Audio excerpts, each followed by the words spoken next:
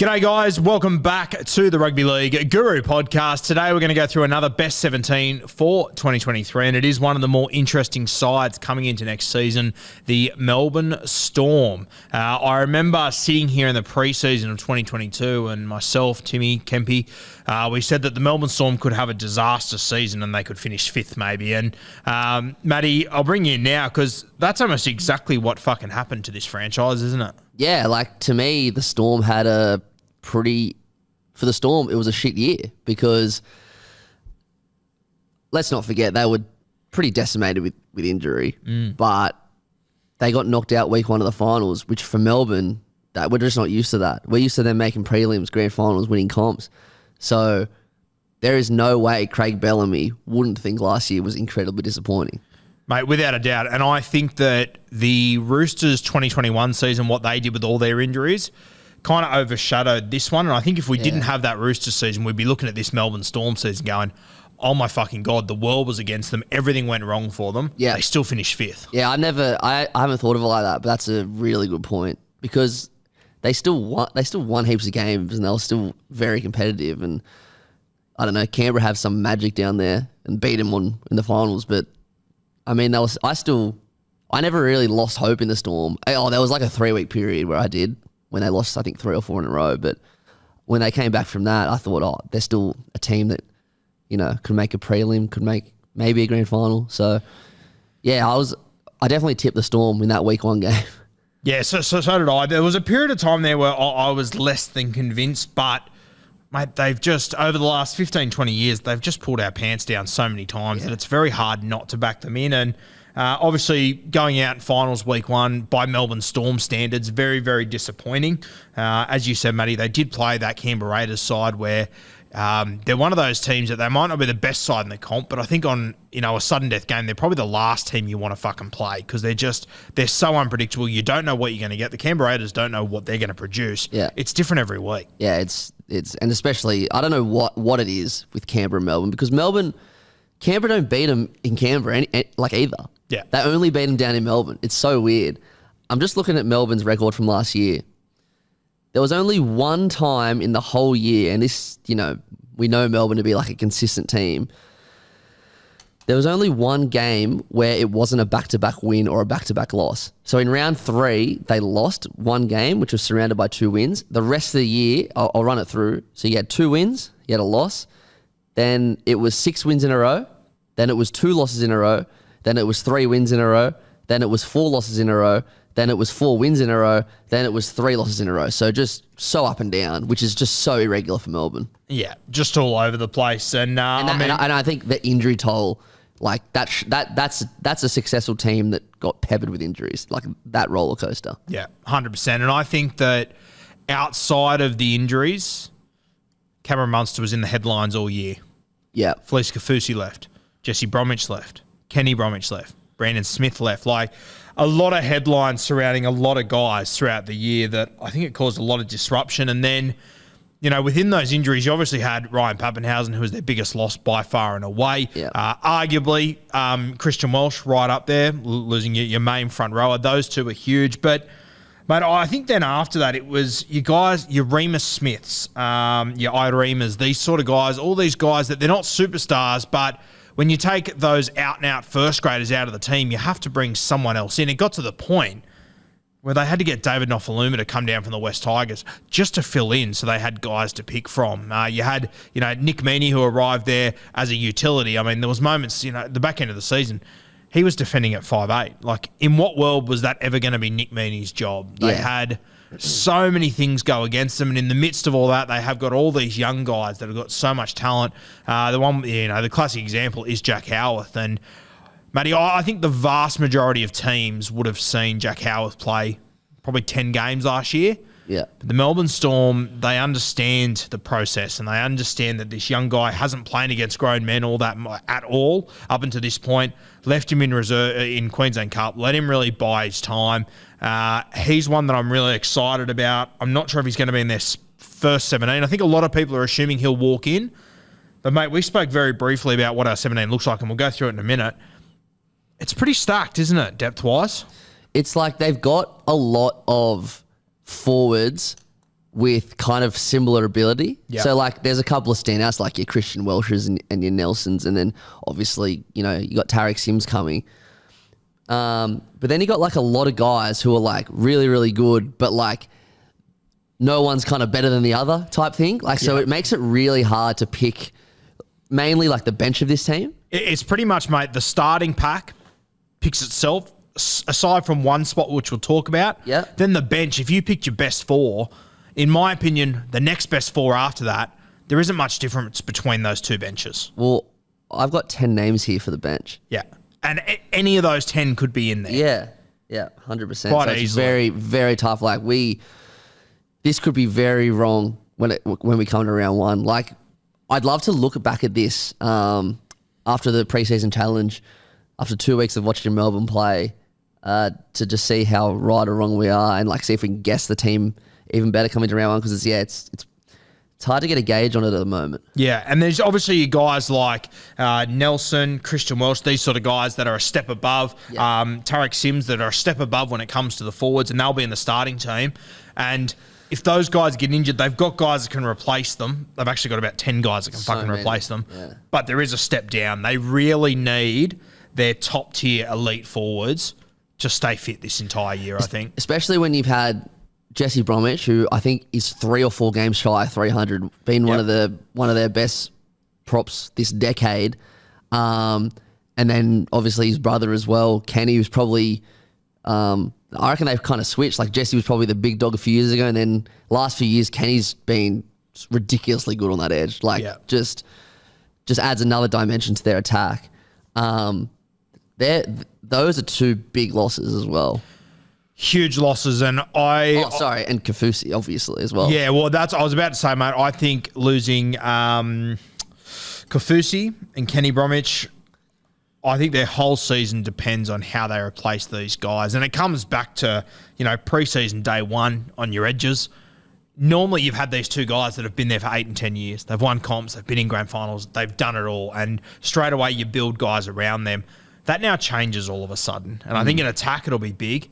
In defence, though, it'll be one of the biggest tests I think this Melbourne Storm franchise has faced in quite some time. Yeah, especially because they've been so solid on those edges defensively for as long as I've been watching footy. So you're right. It's going to be a huge test. And especially with some of the guys they've got to replace them. I mean, Tarek Sims, I think he will go down there. He'll do a tremendous job. At the end of the day, the Dragons weren't playing Sims last year, so it's going to be a big test for him.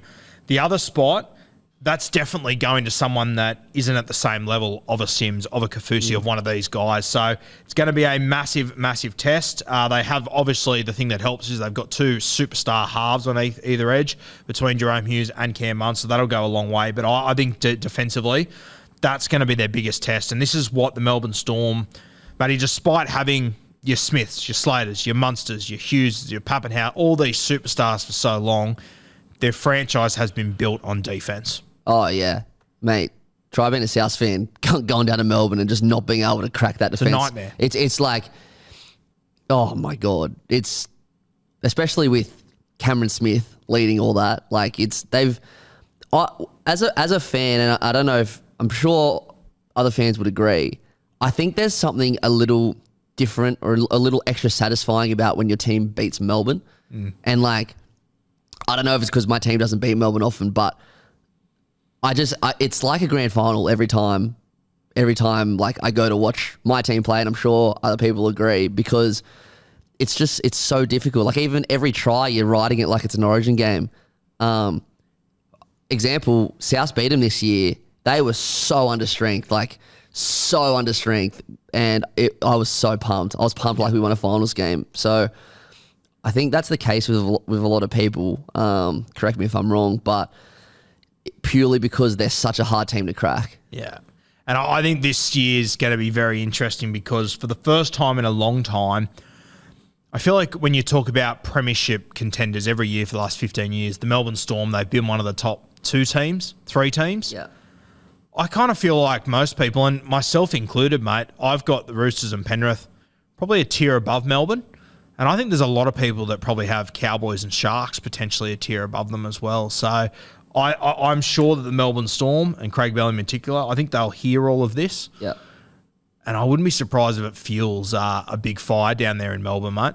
Yeah, I've got him in my top 6, but I don't have him in my top 4 bracket. I've got them like obviously pushing for the 4, but yeah, I as well have a couple of teams ahead of him, which I don't think I've ever done in my entire life, which is dancing with the devil a little bit, because let's pretend it's Craig Bellingham's last year, because it probably is.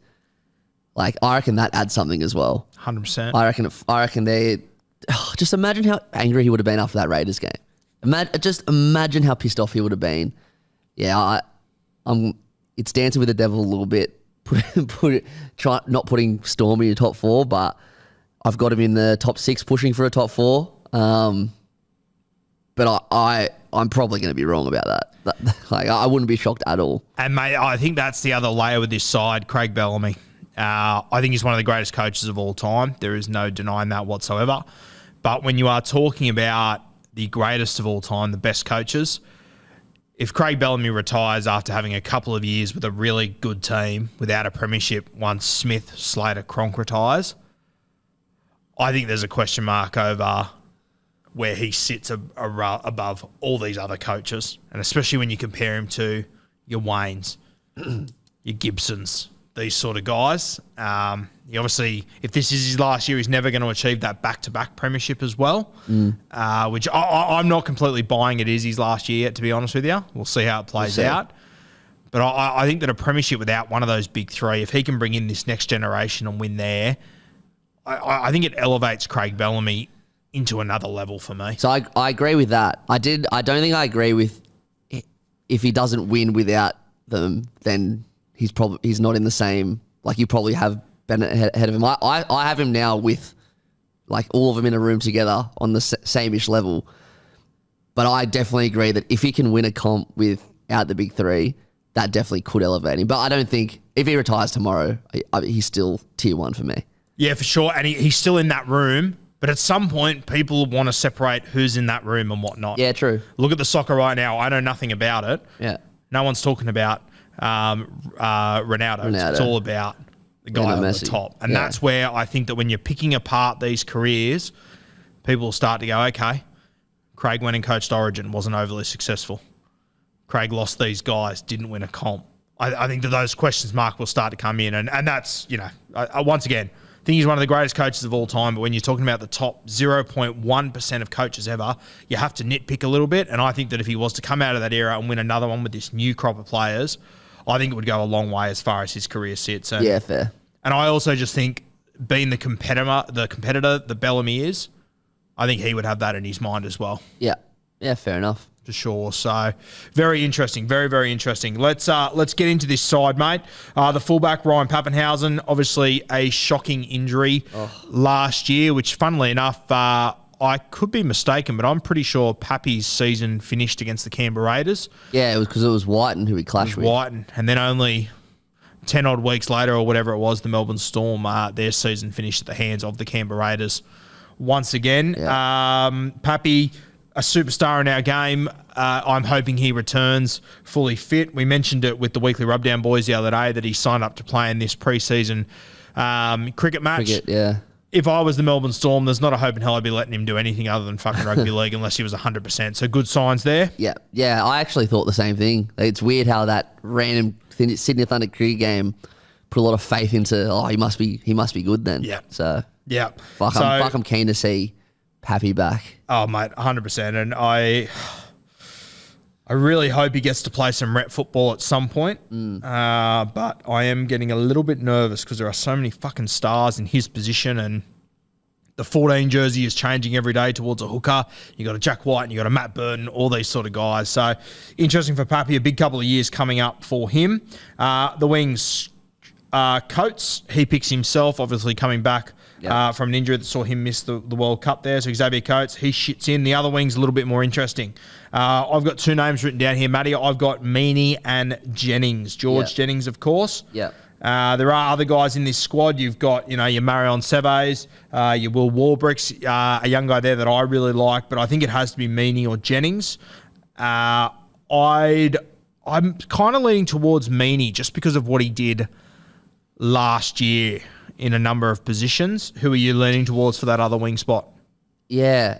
I think I'm leaning towards Jennings because he was because he was their guy in 21 and he got injured. So I'm just thinking like maybe that's the pecking order. Obviously fucking shit changes, of course, in a year.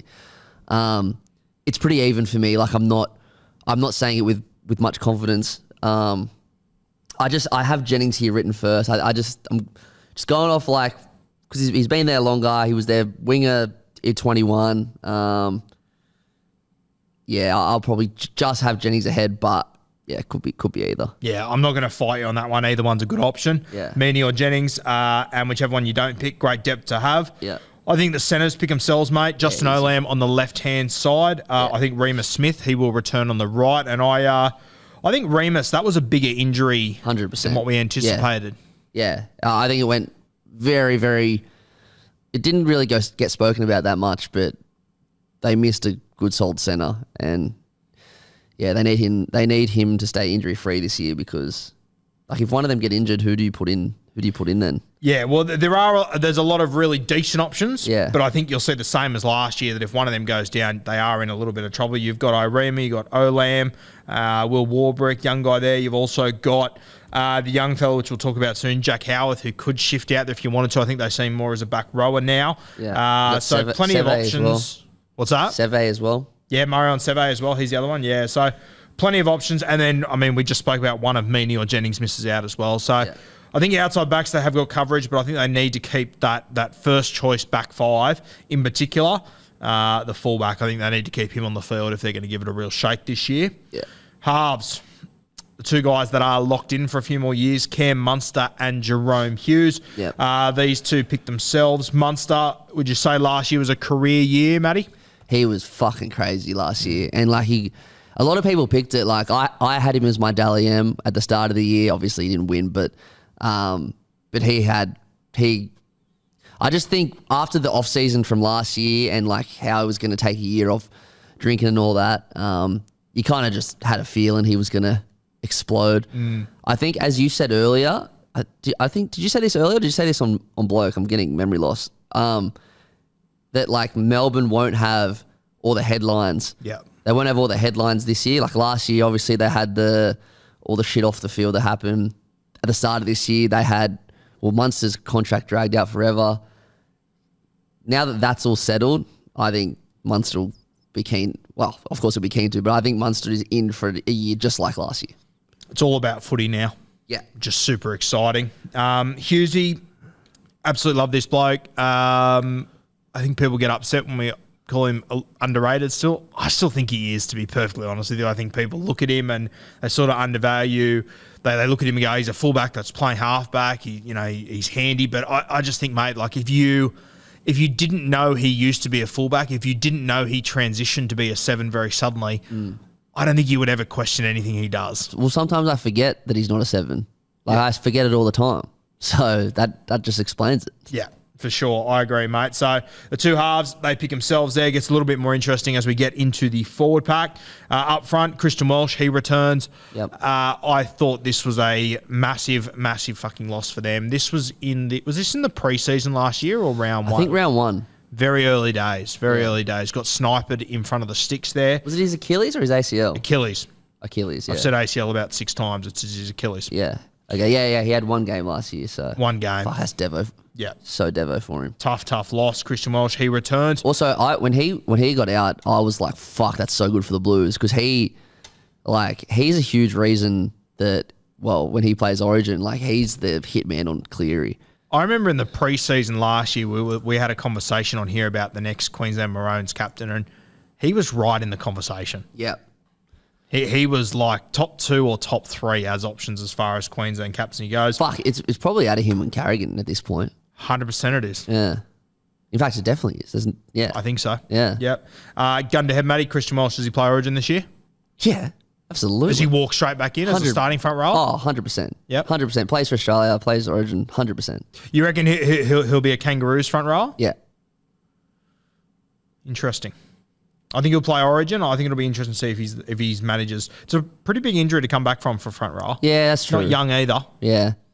I think it'll be interesting with Christian Welsh. I still think for the Melbourne Storm he's going to be tremendous. I think he plays Origin. It'll be interesting to see how far he's able to get back. Nelson Asafa-Solomona is the other front rower. They fucked around with him on the edge last year, and I could understand why they did last year. Yeah. But I think this year... And it was fun for a bit. It was great. It was fun to watch. For everyone except the opposition halfback. It was a fucking nightmare. I remember Hudson Young was talking about how Nelson got moved to his edge one, like, for the game. Yeah. And apparently he was, like, frothing. He was like, yeah, fuck yes. This is exactly what we said on the fucking podcast, wasn't it? The week 100. after that, we said, why would you put him up opposite Hudson Young? That's his Christmas. Anyway, I'm not going to challenge Bellamy. I think Nas this year, though, mate, I think he has to just be in the front row. I think he just has to own the middle. Yep. And I wouldn't, I mean, as Timmy Williams said the other day, there are times where you can shift him out to an edge for certain plays or certain moments or whatever, but I think he has to own the middle. Nas. Harry Grant, the 9 for Queensland, 9 for the Kangaroos. In my opinion, the best 9 in rugby league at the moment. Harry Grant, will picks himself there at 9. Gets interesting now, Matty. The back row. This is the good part. This is the good part. Yeah. The 2 vets have left, Kofusi and Bromwich. So we need 2 new edge back rowers. They have signed Tarek Sims. I believe he's a certain. I was about to say he's a lock to play there. He's a certainty to play in the back row. Do you agree with that? Yes, I obviously am basing this off Tarek's whole career, being one of, last 5, almost better part of a decade, has been one of the best forwards. Obviously, he's getting older now. Yep. But the Dragons didn't use him last year, and he played Origin in 21 and was probably close to man of the match in game 1. Like, he was that fucking good, and this is only 18 months ago. Yeah. So, and he's gone to the best system in rugby league. So, I reckon he's going to be really, really good, and I know I'm not the only one that thinks that. Yeah, and with all due respect, would it really be unlike the Dragons not to get the best out of a forward? Yeah. Like, with all due respect, though, would that shock anyone? So I think him going down there will be tremendous. I will say this, Matty. I think that last year I was constantly waiting for that Melbourne Storm back rower to jump out of the earth and Craig Bellamy do his thing again. I was waiting for Josh King to be in Origin contention. None of them quite kicked on the way that I anticipated them to. So I think if Tariq Sims doesn't, it's maybe another question mark about, is this Melbourne Storm system the same as what it was? Fair or unfair? Oh, it's a fair call, but yeah, I mean, it's a fair call, but he's getting older. I don't know if I'd pin it all on that, but yeah. But I mean, if at any point over the last couple of years, a guy like Tariq Sims, who was recently an Origin absolute star, arrived down there, you would normally expect for these guys to really kick on. And they have in the past, 100%, so wouldn't shock me if he does. I just think it will be interesting to watch. Just having a look at Tariq Sims, what is he, 32? So he's not that old. He's not that old. 32 isn't that old anymore. 10 years ago, I'd be worried, but now I'm not. Yeah, I think that's plenty enough for him coming into a good side like this to do well. So I'm hoping Tariq Sims really kicks on. He is locked in on one edge for me. On the other side, mate. Yep. I guess the name that everyone's expecting to be here is Eli Katoa coming over from the New Zealand Warriors. I hope I'm not being hyperbolic when I say there's not many guys in this competition with more potential than this guy. Yeah. No, I'm with you. I was gonna absolutely wrap him if you didn't, but I'm glad you did because, yeah, he's shown a lot. He has shown a lot in the early parts of his career, but I'll be honest with you, since probably his first year, I have been a little bit disappointed with his output. 2020, I was blown away. I thought, fuck me, this guy is going to be like Ali Lauatiti. He is incredible. Since then, he's played about 30-odd first-grade games, had a couple of niggling injuries here and there, but I have been disappointed. Yeah. Based on the high standards I had for him when he debuted. If you are a guy with a heap of potential who maybe isn't quite living up to it, his history tells us he's definitely come to the right place. So I think that if the Melbourne Storm can get the very best of Eli Katoa, I think he's the guy that will definitely start on that edge. I think to your question before, if Tarek doesn't, play extremely well, does that, say something about the Storm system now? I reckon that more applies to Katoa. Yeah. To be completely honest. Can convince me around here. Yeah. Yeah, you would expect one of these two to kick on and be a star in this side. based on what history tells us about the Melbourne Storm. Now, Eli Katoa, he's got all the upside in the world, hasn't quite lived up to it over the last few years, which has disappointed me a little bit, which is where I think there is serious potential for a guy like Tommy Eisenhuth to maybe grab that jersey to start the season. I think that defensively, the Melbourne Storm are going to lose a lot in these back rows, as we've spoken about. I think Tommy Eisenhuth is a tremendous defender. He understands the system. He's been there for a couple of years. He's able to come in at centre or back row over the last few years and do a really good job. Matty, I would not be surprised at all if we get to the first team list Tuesday and Craig Bellamy goes, you know what? I've got a lot of change throughout this team. I just need someone that's going to be consistent, safe, and I know what I'm going to get every single week. I wouldn't be surprised if Tommy Eisenhuth is a starting back row for the Melbourne Storm round one. Yeah, I have Katoa written down, but I certainly wouldn't be shocked either, pretty much because of what you said. They're losing Kaufusi and Bromwich. You probably want to take the safer option. Katoa hopefully is going to be a star. So, but like obviously Eisenhuth's a little safer defensively, as we know. So, yeah, it wouldn't shock me either. And I think that it's out of Eisenhuth or Katoa for that starting spot. Yeah. I think the loser probably finds himself on the bench. Oh, that's zero doubt. Yeah. They're both in my 17. Both got to be in the 17 somewhere. 13. Obviously, Brandon Smith's left, so there is a little bit of a hole there. Josh King, he obviously played 13 for the vast majority of last season. He's not really your ball-playing sort of 13 that we speak about with a lot of other sides, but I think Melbourne have shown over the last few years that when you've got, you know, the superstar spine that they used to have, or the one they currently have, your Grant, your Hughes, your Munsters, your Pappies, these sort of guys, you can get away without a real link man in the 13 role. Yeah. So I think Josh King will be there once again. Yeah, I mean, it's not like they have someone... They didn't like sign anyone to play that role, and he did a good job from last year. It seemed to work for him. Like I know we said that was a disappointing year. They still came fifth, right? Yeah. So it did work for them. So I don't see any reason why they won't have Josh King at 13 round one. And I also think in general he'll just be better for the run. First year down in Melbourne, another preseason under his belt. So he's an example of someone that just he was the Knights for ages.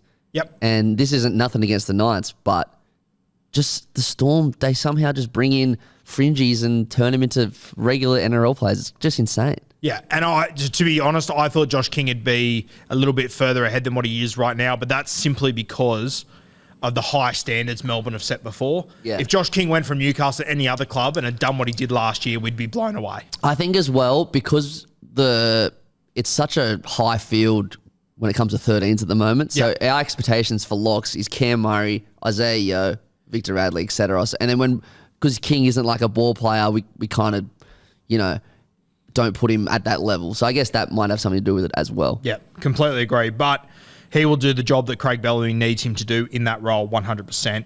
Let's move to the bench. We spoke about a little bit on Bloke in a Bar the other day about how you've obviously got Harry Grant starting at 9.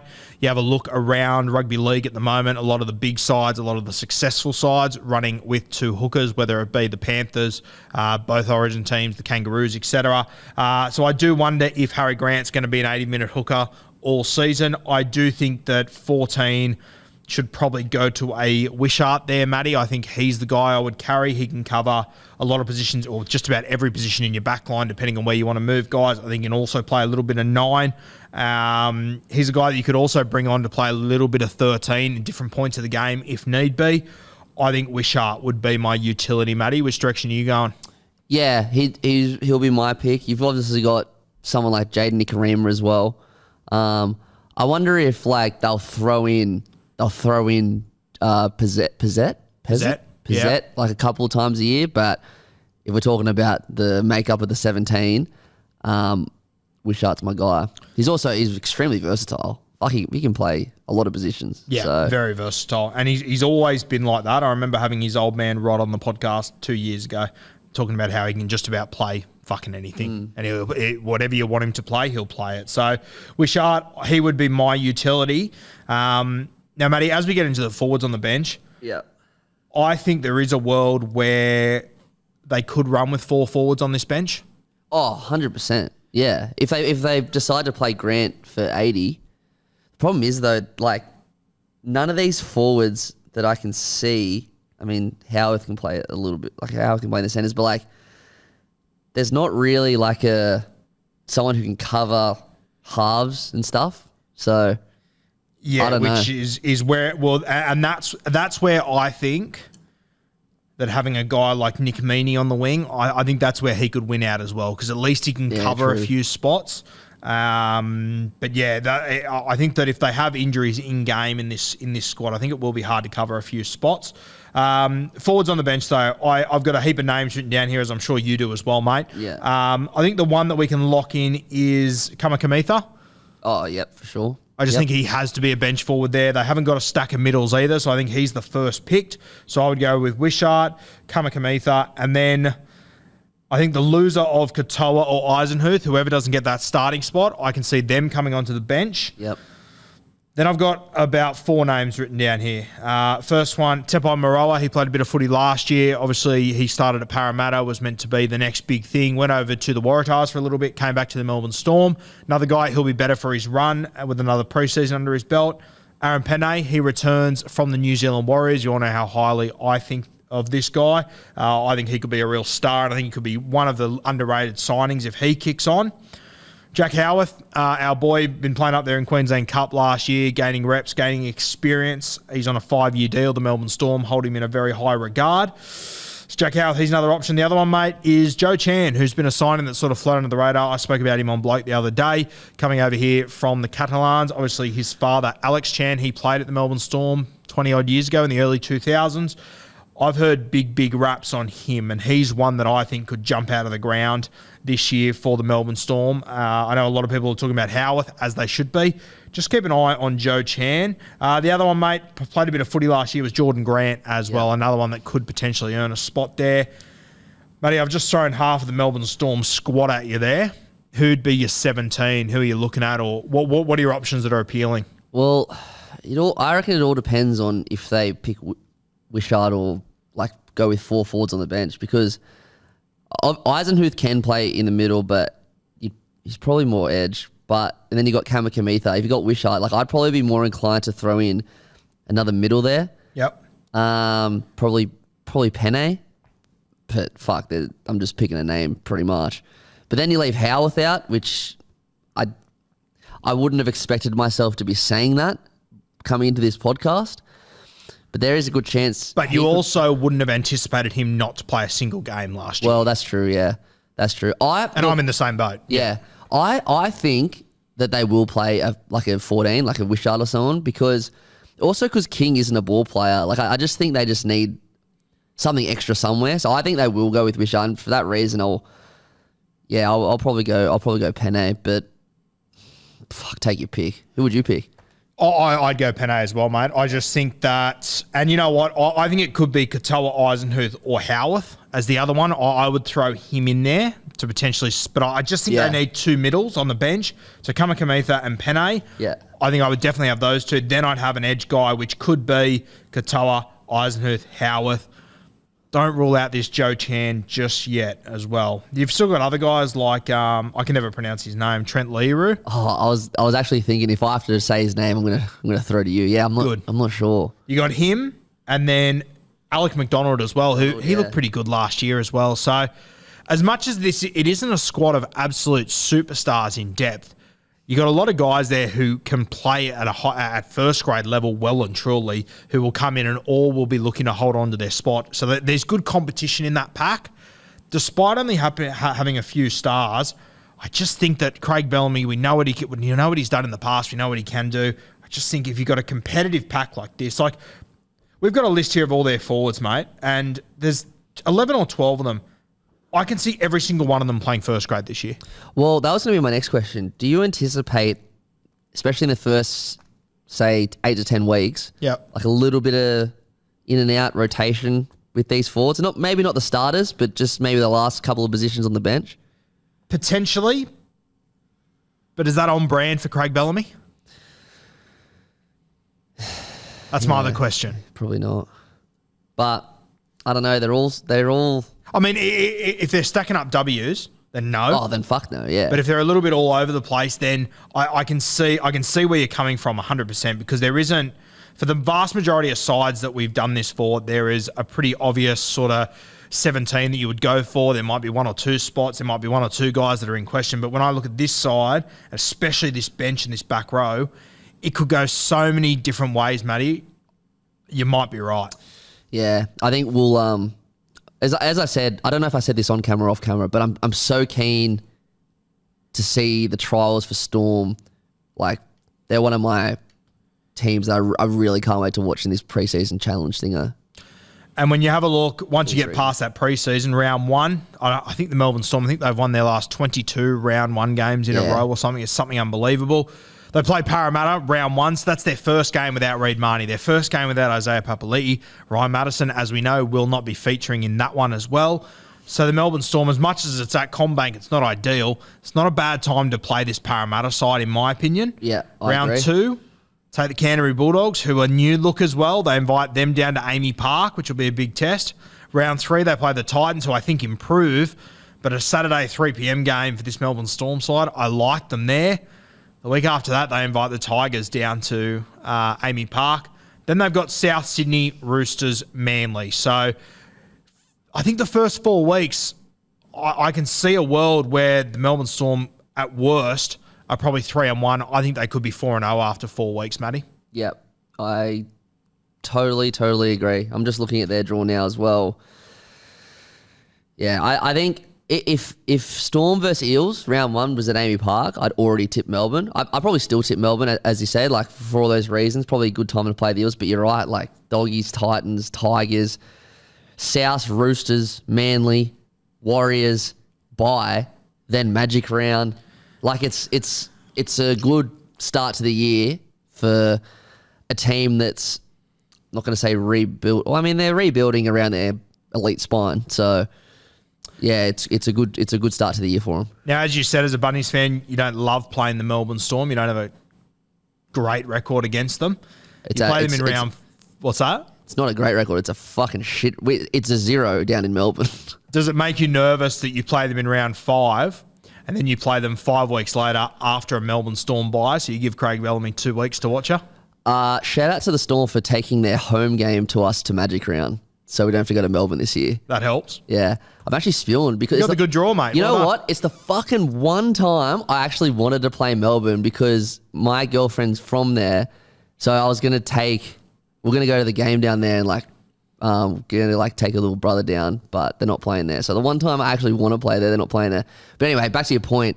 No, of course not. That's terrible. That's terrible for South. I look, as I said earlier, I shit myself against Melbourne pretty much every time we play them. So it wouldn't matter when we're playing them. But yeah, none of that helps. Playing them at Magic Round does, though, for sure. Yeah. Just on a completely side note here, the Dolphins coming in, there is going to be buys next year. Matty, it's one thing that I'm really excited to see. When you give a good coach 2 weeks to prepare for a game, you can normally expect something pretty special. And it's something that I'll talk about a lot on Bloke in a Bar this year. When you give your Robinsons, your Bellamys, your Bennetts, these sort of guys 2 weeks to prepare for a game, just watch how well they play that week and the strategies and everything that they come up with. It's one thing I've missed since we haven't had buys. It's really interesting to watch with the good side. So, yeah, with Melbourne playing South Sydney a couple of weeks before that, so they'll have tape on them coming into this game with 2 weeks to prepare, going up there to Suncorp. That's going to be a very interesting one for you guys. Mate, anything else you want to chuck in here with this Melbourne Storm side? No, not particularly. I've got them at 6, but they could win the minor premiership. It's just they're just that kind of team. They got that spine is so elite, and it's like not even the best Storm spine in the last decade, which is crazy. It's probably the best spine in the comp now. Yeah, but it's not even close to their best. Yeah, it's crazy. They're the best Melbourne. They're so good. And none of those guys, they are all top 3 guys in their position in rugby league right now. None of them are in the top 1 of best players in their position in the last 10 years, 5 years even, for the Melbourne Storm. Yeah, except for Munster. Except for Munster, sorry. Yeah, good point. Yeah. Isn't it crazy? It's unbelievable. It's crazy. So you've got them 6. Is that where you got them at the moment? I've got them. So as I've said, I've got brackets. So I've got a top 2, which is Roosters and Penrith. Then I've got a top 4, which I've got Rabbitohs and Sharks. Yeah. I don't know. I'm kind of putting them in and out. And then I got a top 6, which is Cowboys and Melbourne. But that doesn't, I'm not saying Melbourne are going to miss top 4. I'm just saying they're in that bracket for me. But yeah, are one of the definite top 6 teams fighting for a top top 4 spot. I'm going to back them for a top 4 finish. Yeah. I think that when you have a look through this side, the origin period, they'll lose Munster, Grant, and Welsh. Outside of that, I think they'll have an entire side. They will still keep Pappy, in my opinion. Still have Husey, etc. So they'll lose Coates as well. But I think this side can be pretty consistent throughout the regular season. I think they'll be a top 4 side. Once again, could have an absolute shocker and finish 5th. Yeah. Or 6, as I've put them. Yeah. So Melbourne Storm, I think they're in for a good one. I think they'll really give this competition a huge shake. I cannot wait to watch trials and see who comes out on top as far as these back row spots and bench spots. A competitive squad. Competition for positions is always good. So I'm sure the Melbourne Storm, they're in for a big one in 2023. Would you call it a bounce back season, Matty? Yeah, if they... By Melbourne standards? For Melbourne standards it is, yeah, for sure. All right, guys, thank you for joining us once again. That will be our last Best 17 heading into 2023. I think we'll have another off-season episode or 2 coming your way. So content isn't over, but that is our last Best 17 for 2023. We will be back to do the other, I think the 7 teams left at the start of next year. So we'll be back sort of early January to mid-January, and we'll go through the rest of those sides. And that should just about take us to pre-season trial time, Matty. I'm fucking excited already, and it's not even 2023 yet. Cannot wait. Like, comment, subscribe, guys, all the good stuff for us, and let us know who's going to be the back rower for the Melbourne Storm next year. Is it Tariq Sims and someone else? Are we missing the mark? You let us know who you think's going to be there and what you think the makeup of their bench will look like as well. We'll see you next time, guys. Thanks for tuning in.